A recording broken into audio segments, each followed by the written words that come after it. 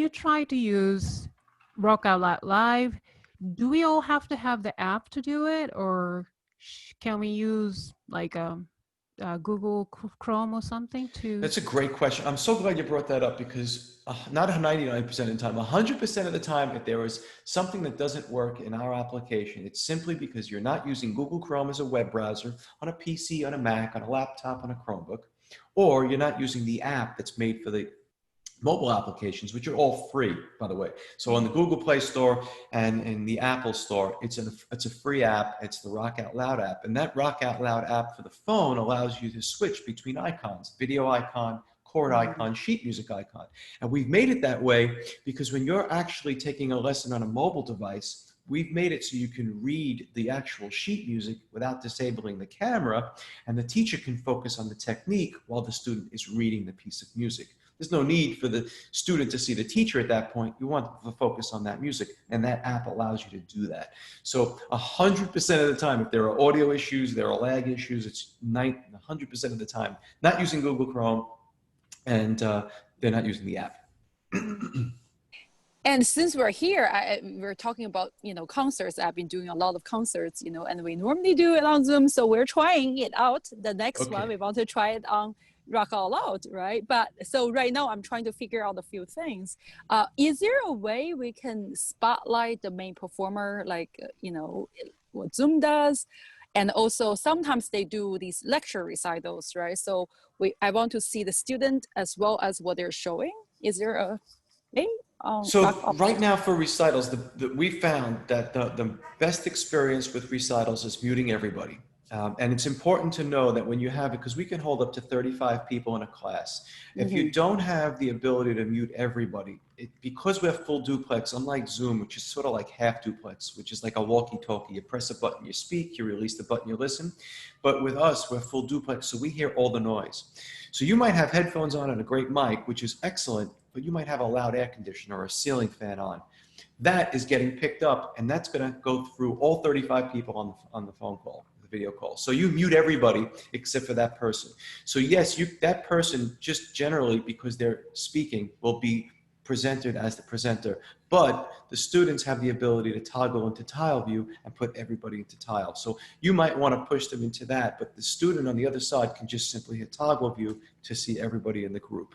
The teacher, however, can make themselves the presenter only. They can't make somebody else a presenter unless they wanted to. I see. Ultimately, it's in the hands of that. But there's another feature that we've created that somebody, Ian Veloso of Simply Music, pointed out. To be honest with you, I created this feature because a lot of those folks with the acoustic pianos, and you all know who you are, as I look at you guys, sometimes it's just so loud. There are, in the Rock Out Loud Live application, there are little volume controls on every single person's video. So I could change and create mixes of everybody on my call individually. So if your piano is too loud, I can lower you, and if your vocals, need to be brought up, I can maybe make the other people lower, just so I can get that real perfect mix. But when you're doing groups, you would mute everybody, and based on privacy rules, they have to unmute themselves. But then you'd get the ability to really hear the sound of Rock Out Loud Live compared to Zoom, because we have this full spectrum of audio where Zoom, even if you enable original sound, which they say works, it compresses the upper and the lower registers. So if someone's playing piano and you have the lower end and you have the higher end, you're not going to get those frequencies, especially to work so well. So I would encourage you to mute everybody on the call and just hear what that sounds like. Because the other people on the phone call don't have to worry about headphones. They don't have to worry about ceiling fans and background noise. You've muted them all. You're only hearing the performer. And it's an amazing experience. It was a great question, Clara. Yeah, that's great. Yeah, we're going to try it out. So hopefully, but definitely we cannot share the music yet. But I'm looking forward for that to be added in the future, right? Yes, absolutely. Great. So Thank you. I was wondering, as piano teachers, oftentimes I like to have, can you see it over here? No, it's not in the picture, but I have a little stand here so I can do a camera over my hands when I'm demonstrating. How do we do a multi-camera setup like that on Rock Out Loud? Well, we could do it a couple of ways. We have the ability to, if there's right next to the lead button is a video camera button, you can toggle your cameras there. People have used OBS as well. They connect OBS, which is an amazing experience with OBS. So OBS is a little difficult, it's a tough learning curve, but once you get past that, man, it's a great way to use Rock Out Loud Live. I can tell you that in the works, and it could be 3 to 6 months from now, but it is going to be in the works. I signed the sign off for the project a few weeks ago, and that's the ability to add multiple cameras at the same time inside the Rock Out Loud Live experience. Just like you have the whiteboard is inside, we wanted to keep everything inside, so you'd be able to use multiple cameras. You'll have some scenes. You'll be able to put splashes, sort of like Manicam does, without using all of the resources. Lots of things like Manicam, they really overextended the need of all of the things. They throw in everything, emojis, they throw little characters. You don't need that as music teachers. You basically need a way to put in more screen options, or choice options for your fingers, left hand, right hand, overhead, and your head and your face. So that's hopefully coming. So that's the one thing about Rock Out Loud Live is going to be growing. What you saw July 4th looks totally different is what it looks now. And in 2 weeks, it'll look different again with the whiteboard. And then it's going to look different again in 6 months, because we keep adding features to make that music lesson better and better and better. That's exciting. Right. It's fantastic that you're really making this platform for music lessons exclusively. Yeah. It's not like you're building this for this kind of meetings or that, but it's really exclusively for music teachers and students. So it's wonderful. You want to hear something funny? I have a guitar teacher who's also a doctor. He's an MD. He's using Rock Out Loud Live for his patients. And I said, what in the world? Are you diagnosing them with high blood pressure and then pulling out your acoustic guitar? So he said to me, what he's doing is he has a call with them, and then he uploads as a PDF their prescription, and they download it right to their phone, go right to their pharmacy, and that's all they do. So they don't have to worry. It's amazing, because some pharmacies don't accept anything other than the physical, and that's what they do. They go with their phone. So, and then there was a Bible study group I heard are now using this for Bible study. And I said, what in the world are you using it for Bible study for? Because Zoom and Skype and WebEx is so difficult with the registration for older folks. The Bible study people are generally in their late 60s, early 70s to 90s, and they don't know technology. So all they do is they upload the hymns or the scripts or the scripture right there in the video, and they download it and they're done. So they don't have to worry about checking their email and enabling original sound because they can't hear the person preaching. It's amazing what they're using it for. But yeah, it's expanding beyond music lessons, but my focus is on music lessons. Wonderful. Great. That is really great. Yeah, and that brings me to my actually last question, that there is currently no break rooms, correct? There won't be. That's a great question. There will be? They Okay, won't be. great. No, they're not going to be. And the reason why we're not going to do it. I see. Let me explain quickly how it's so important for me to preserve the audio bandwidth. When you connect peer-to-peer, that's the ultimate virtual music lesson experience, because there's no media servers. The moment you add things like breakout rooms, you add media servers, and to me, that's unwanted usage of bandwidth, which that basically means the bandwidth's got to come from something. Well, we've already capped out the video bandwidth. But if we're going to start now working with the audio bandwidth and starting sucking some of that bandwidth out for audio recordings, which we're not doing any recordings, or breakout rooms, which we're not offering breakout rooms, it's going to be less of an experience and more like a Zoom experience, which we don't want to do. We want to make sure that we preserve that audio stream. And we've tried 3 or 4 different applications who said that they don't affect the audio stream, but all of our tests found that in fact it does affect the audio stream. So until there's something that can make it where it doesn't, which I don't think it will, we're not going to be doing breakout rooms, and we're not going to be doing video recordings. Got it. All right. So you're not sacrificing anything, just for the quality of music. That's exactly. Great. I love it. Yeah, I really appreciate that. Students are very excited with the duets. So yeah. Yes. Mike, if you have a student that seems to have a poor connection, what are some things we can do to deal with that during the lesson? I love these questions. So the best part is you're able to see these statistics before the lesson starts. So this way you can at least navigate to a couple of things. The bit rate tells you the bandwidth. So when you see the statistic of a bit rate less than 2,000, that basically means that there's something going on with the network. Well, it could be a lot of things. Like I said earlier, it could be that their brother is taking a Zoom call for their English class or for their social studies class, and that could consume bandwidth. Or they might have a problem with their Wi-Fi. They might want to get closer to their access point, or if they're playing piano and they can't, you might want to see if someone's streaming Netflix. There's a lot of these things. But most of all, sometimes people don't even realize that if they have their email application open, Gmail, Yahoo, Outlook, whatever it is, email literally checks every 15 to 30 seconds for another email. So naturally, that's going to require bandwidth up and down, polling to see if a new email comes in. And if someone sends you an email attachment, well, then that's going to take some more bandwidth too. That could affect your lesson. Also, packet loss. We have the ability to check packet loss, which indicates more of a hardware issue, like if your router is dropping the packets. So you can ask them to reset their router. So all these things really come into play. So it's important to know that those are some of the things which we have on our user guide in terms of troubleshooting. So we have a user guide which is super intuitive. You type in the problem like Wi-Fi, and everything related to Wi-Fi issues appears right there. You can walk out and do it with your student, go over everything. But one thing that I can tell you that there is not another application that has in the world to date is live telephone support for your paid subscribers. So let me give you an example. Eric, you're on a call with a student, you're having a problem. You can call our live technical support, which happens to be my music coaches who've been using this application since inception. They'll pick up the phone, they'll walk you and or your student through it. They'll even connect to your room just to make sure that your room ID and everything else is working perfectly, and make sure that that lesson gets fixed, because the last thing we want is any teacher saying, "Can we make this lesson up or I'll refund you your money?" I think that that's the worst thing in the world.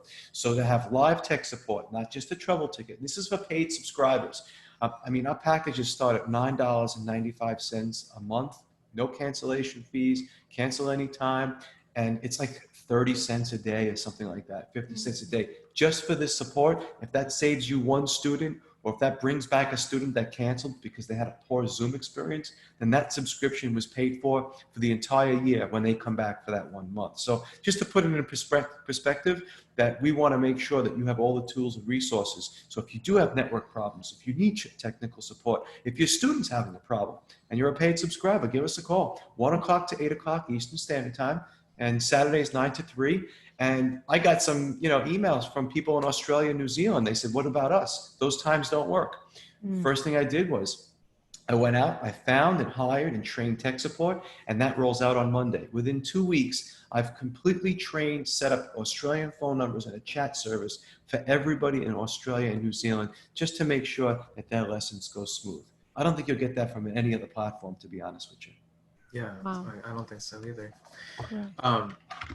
Can you talk a little bit about your different subscription models and what are the differences between them? You bet. So the zero free subscription was basically for actually to say, listen, give us a try. And we're better than Zoom. We're not going to give you any restrictions like cutting you off after 40 minutes if you have a group. Because sometimes when you have a lesson and a child is having a problem, you don't want to just say, "Sorry, Zoom says it's 40 minutes and your time is done." So to me, I wanted to remove that. The free version gives you the PDF upload, so you can still share music and your student can still download music. And there's a lot of downsides to the free version in that you don't have a static URL, which basically means if it's the Kimi Song Studio, that's your URL you send out to your students. It never changes. It lasts the lifetime of your membership. But every time on the free subscription that you want to set up a virtual music lesson, you got to go in, you got to log in and create a lesson. It gives you an ID. That ID is only used once, can't be used again. You mail it to your student. Once that lesson's over, it's over. And you got to regenerate it every single time. This is a great opportunity to check the product. The audio is going to be the same. You're not going to have the ear technology, but you get to see what it sounds and hear what it sounds like. You get to experience the PDF upload to see how much value it provides. But then on the paid subscription, and the paid subscription is if you teach one instrument. If you just teach piano, you just get a piano subscription. You get the access to 1.8 million songs on a song search.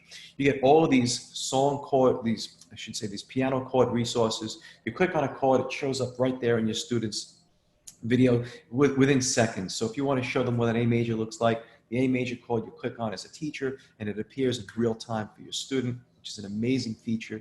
You got a custom URL, like I said. So if it's Eric Hunter piano class, that could be your custom URL. You send it out once, you never have to send it again. We also offer waiting rooms. So if your student comes with that URL a little bit early, they'll sit in a waiting room. So you don't have to worry about them barging into a lesson. We have annotations, and the annotations are enough to knock your socks off. We have real annotations, not annotations in Zoom where you share a screen and you get a couple of magic markers and some screen shapes. You're not going to have a rectangle and a circle. We have that too, but we have the bass clef, treble clef, the staves come up. You can actually select on a note and notate that right there. You can teach the circle of fifths right there. You can upload a piano keyboard and select the pen tool and do scales, like an A major scale by selecting A, B, C sharp, D, E, F sharp, G sharp. And the best part is you can download it and your student can download it right onto their computer. Unlike Zoom, you have to look at all the steps. In Zoom, if you want to screen share and annotate, you screen share is 1. 2, you pull up a PDF. 3, you make it, you mark it up, you annotate it. 4, you take an image because you can't save it if you're not saving as an image. And 5, you email it to a parent, and the parent never gets it to the child. This, you download the button inside the whiteboard. It literally downloads the entire annotations right there in front of your student. And the teacher gets to do it too and save it as well. And that's where, back to what you were saying, Clara, you'll be able to upload images, JPEGs, anything your student sends you, PDFs, annotate. Right. You can do it as much as you like. And all that is downloaded right there. So that's part of the paid subscription as well. As we spoke about, the ear technology, enhanced audio recognition, which is a little checkbox. And that checkbox, once it hits, it literally changes all the codecs in the background. You start the lesson, you get a big banner that says, hey, you got to have headphones on both sides. It's one-on-one, it's a duet, and you must be using your web browser, not mobile device. And you'll get the sound of a lifetime. I would, I encourage you guys to do a one-on-one with me just to hear what it sounds like. It's just amazing. And then I think most of all, which I think really with the paid subscription really hits home, is that technical support, because we've had this one gentleman on one of the Facebook forums said, I had to cancel a lesson because the student had poor internet connection. We couldn't figure it out. And now I got to give him back the money. And that's what really made me just, reflect and say, how can we fix this pain point? And that's what I did. So that's the single license. But now if you have a music school and you have teachers that teach multiple instruments. So let's say, Eric, you teach piano, drums, guitar, and ukulele. Well, that gives you the ability to do song searches for every guitar song ever written, every bass song ever written. You can pull up chords for ukulele, chords for the guitar. You could pull up drum, percussion, everything, piano as well. So you have every musical teaching room instrument and the ability to switch between rooms. You have that under one multi-lesson license. So that means that if you teach more than one instrument, you're going to want that for $13.95. And that will also include all of those other features. But the ability to pull up now 15 terabytes of music, and that's all with the ability for the student to download. That's a pretty significant number. There was a gentleman. Wonderful. All right. So that concludes our interview, I guess. But lastly, would you like to promote something? Yes, I absolutely do. I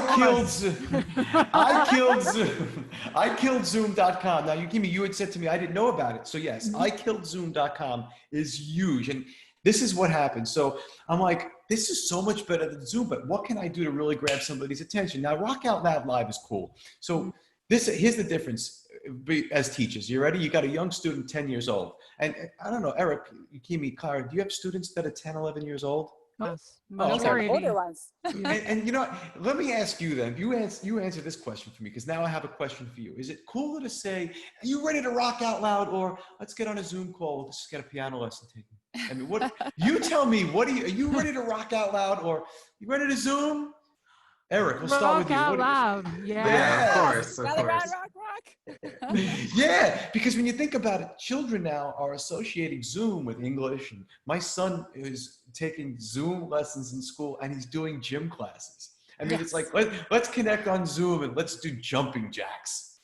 What? There's nothing exciting about that. But if you're like, let's go and rock out loud, and let's do an awesome kick butt piano lesson. To me, that's the juice, right, coaches? So if you go to ikilledzoom.com, you'll not only see and hear the difference between me and Zoom, but you'll hear me playing acoustic guitar, and you'll get that audio quality difference. And I would encourage you guys just to check out that video, because it's me playing a little Led Zeppelin, and you'll hear Over the Hills and Far Away in both Zoom version and my version. And then you get to see the graphic EQ. That graphic EQ shows you, if it wasn't clear enough audibly, it shows you how there's so many deficiencies in the levels where they take out the top end and the bottom end.